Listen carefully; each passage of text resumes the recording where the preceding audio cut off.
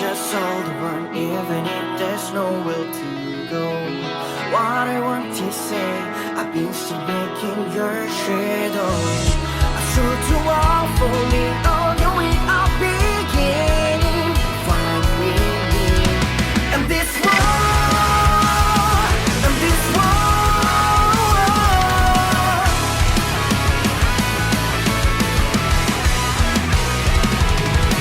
I never thought I'd make a video like this, but it was inevitable. CounterSide, a gacha game I've been playing since 2020, is sadly shutting down on the 26th of August 2026. It's a bit sad for me, because I really like this game, and to think that it will soon end makes me a little depressed. So, to leave a legacy of one of the best gacha games I've ever experienced, here is my video talking about my experience with CounterSide and why I fell in love with this game. I will also put the song name in the background currently playing down in the left corner, all being OSTs from the game.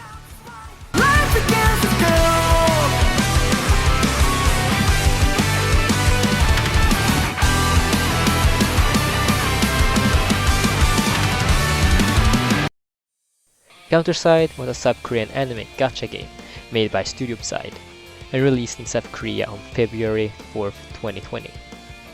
And apparently, the global version was released on May 27th, 2022, according to Gemini.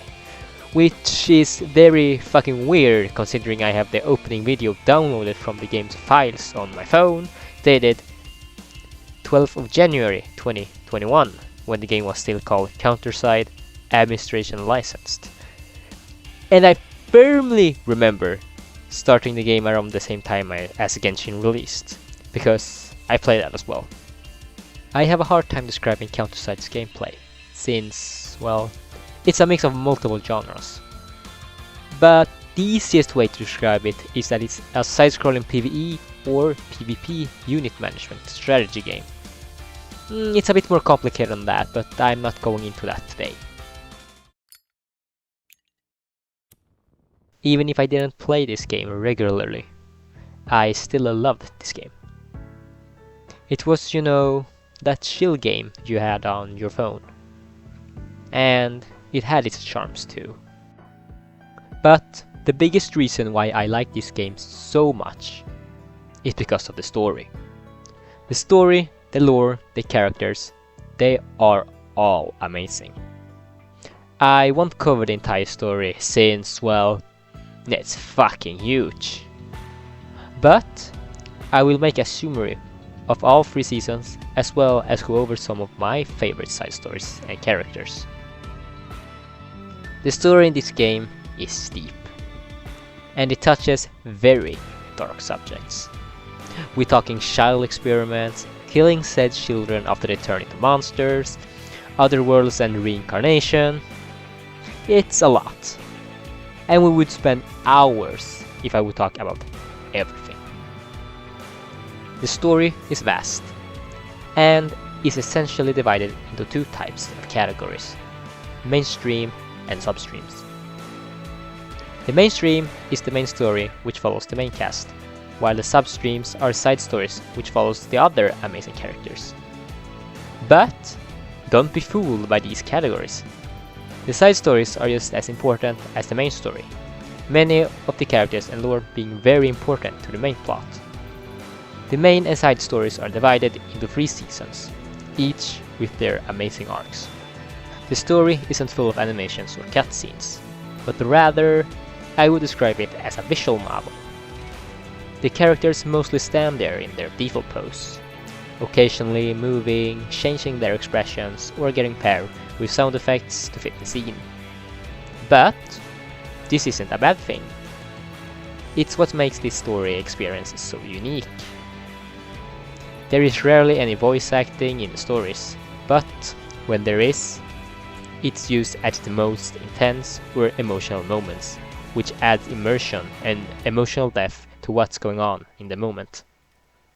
The best example of this is in the side story Alice Emergency, where at the end of the story, the protagonist Alice fights against Apostle Simurgh in space, sacrificing herself to save her squad.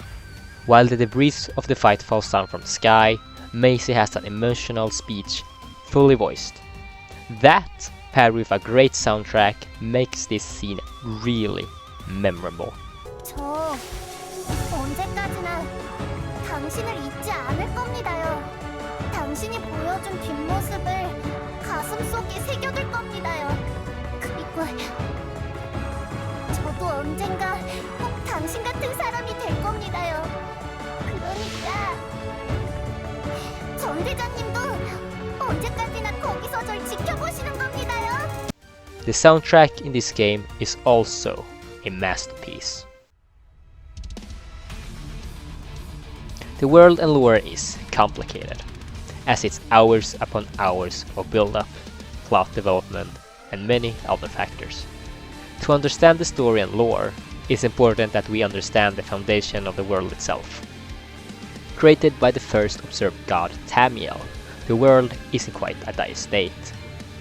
Areas known as corrupted areas have spread across the world and are creating these monsters called corrupt objects, or KOs for short, which threatens to destroy the world.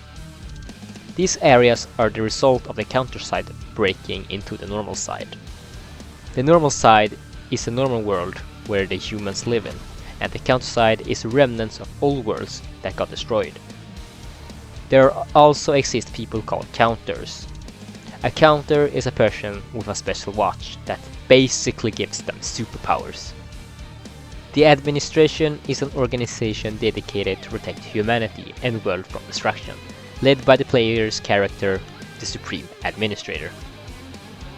Season 1 starts 20 years after the administration failure, an event that led to the world being affected by the CounterSide.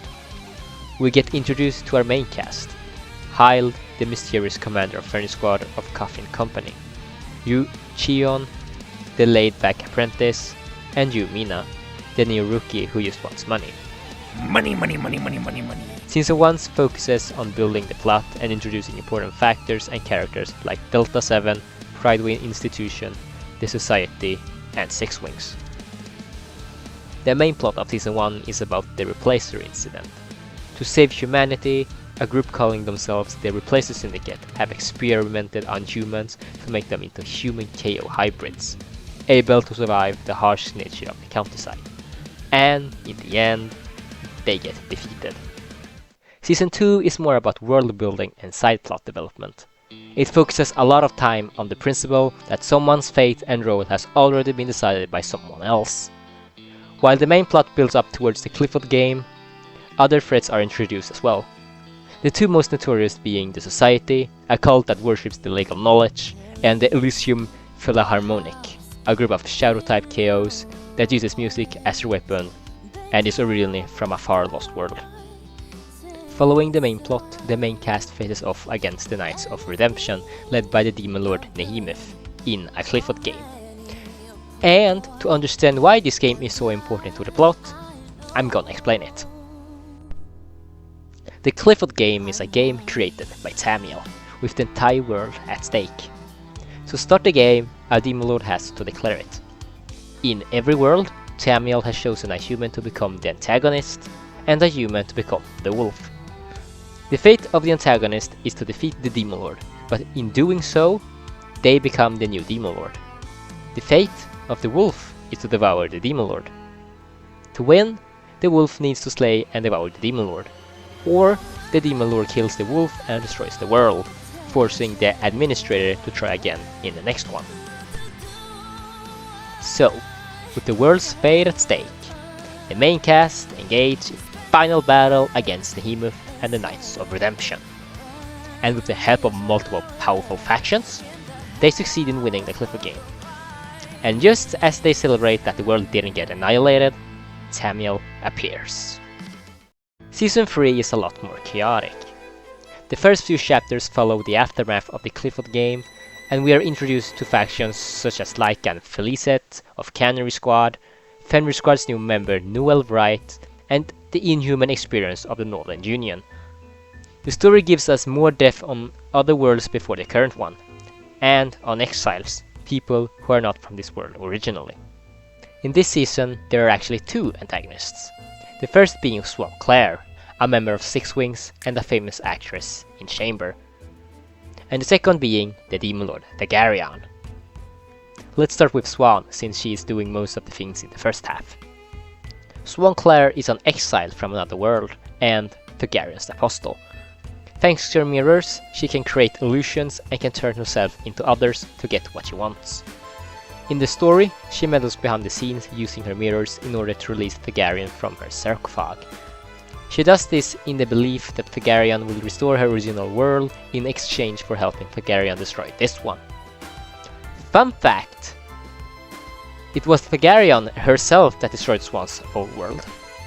After the final confrontation with Swan, she retreats to Thagarion's sarcophague only to get her heart stabbed by Thagarion herself. During the side story Omen, most of the story's loose ends actually gets resolved, as the administration prepares for the Clifford game with Thagarion. In the last chapter of Season 3, the main cast as well as others, including the antagonist of the world and leader of Six Wings, Na Yubin, sets out to take the fight to Thagarion in her own domain, located in her original world. As they engage in a Clifford game with Thagarion, she decides to cheat. By removing Yomina's role as the wolf, the game can conclude, since there is no wolf to devour the Demon Lord, or be killed by the Demon Lord. And thanks to this, Tamriel intervenes to conclude the game. By total world destruction. And, by some fucking miracle I can only call bullshit plot armor, Mina managed to damage Tamriel, giving an opportunity for the administrator to take the power of forcing fates onto people away from her, putting a stop to these games. And as the world recovers from the damage Thagarion made, the administration prepares for the next crisis, the Black Death. The lore is much more deep and complicated than that, but this is just a summary from a 150 plus hour story. Now that you know the basics of the plot, world and lore, I want to talk about some of my favorite characters and moments from the story. One of the most aura moments in the story happens during the Clifford game against the Knights of Redemption. Facing off against an army of strong knights and the Apostle of Nehemoth, the situation didn't look good. Until suddenly, snow starts to fall into the battlefield as a specific track starts playing. I'm going to show the moment. Just so we are clear, the scene is unvoiced, so you have to actually fucking read.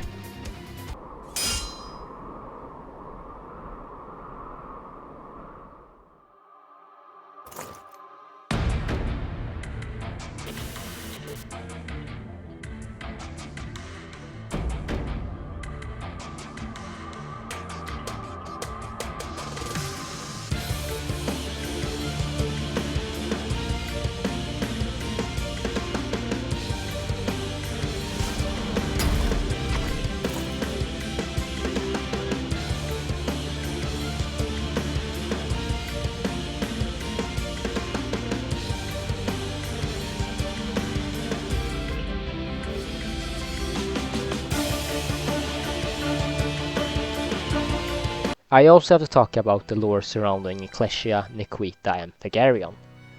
The lore surrounding these characters are great, emotional and dark. In a different world that existed long ago, Ecclesia, a promising hero, sets out to defeat Thagarion. And on her way, she meets a child. The way Ecclesia recalls the events is really what stuck to me. During my expedition to defeat Thagarion, I met a pagan child who was looking for the lost family. Although a pagan, she possessed a stigmata, so I took her in as a servant. She contributed greatly to defeating Thagarion. It was in the distant future that I was made aware of Demon Lord and the antagonist, and of what the child was. In front of me, I see a girl when she was the happiest. Her sister was her whole world and everything she worshipped. However, my selfishness which made me turn a blind eye to Lysium's arrogance in the name of salvation. Destroyed the girl's world. Made her into this wicked doll that rings about the end. And after turning into a KO herself, known only as Morse, she chases Targaryen through countless worlds, fueled by hatred and regret. It's hard to explain why this particular part of the lore stuck to me, but I think it's because of how much depth and emotion it had. I also want to talk about Nayubin, the guy that leads Six Wings, a world-wanted criminal organization. His character is just pure aura. For most of the story, he is a mysterious guy who even Hyde reacts to whenever he appears. His goal is to save the world through any means necessary. He even steals the power from Nehemuth when he dies at the end of Season 2. Nayubin is a character that instantly creates tension and made me think, oh shit, when he appeared on screen. And he has one of the most intense themes too. The third character I want to talk about is, weirdly enough, Swan Claire. Despite hating on her so much in the beginning because of her all according to the script shit, the more I thought and analyzed her, the more I came to like her. Swan is a great villain. I liked all the main villains in the story, but Swan stood out, even more than Targaryen or Tamriel. Her reasoning for everything she does is deep and very well written, and her actions are justified to an extent. And we can't forget about Yumina and her entire role in the lore. Essentially, before becoming a unhinged bitch, long ago in a world possibly being the first, Tamriel was the administrator's lover. And for some reason she thought it would be fun to create a game where he plays with the world at stake. Yumina is essentially Tamriel's alter ego, and it's theorized that she is how Tamriel used to be before becoming the first observed god. And for why she decided to give a version of herself such an important role is anyone's guess really. Is CounterSide a perfect game? Well, obviously not. No game can be truly perfect. For instance, adding Awakening Esterosa was the biggest fucking mistake ever. Like, she's more broken than my sleep schedule. A tank is not supposed to out DPS the fucking DPS. How? How? How? I don't know. But, disregarding the PvP, she is an insanely busted unit for PvE content, having 2 fucking health bars. I sincerely want to thank the writers who cooked with this amazing story, and I would also like to thank everyone in my consortium Infinity and Rollin' Roller for being absolute legends. These 3 years has been so amazing. Now, what happens next? Well, there is an offline version called Revival Side that is being made by truly amazing people. And I will transfer my account data to a local save soon before the EOS. And the devs at B-Side have teased a reboot of the game as well, though I wouldn't put my hopes up considering the current situation. So, I guess this is the end for now. And remember, I will always be this game's #1 awakened Rosaria Glacier. Supreme Administrator Endy 301 logging off.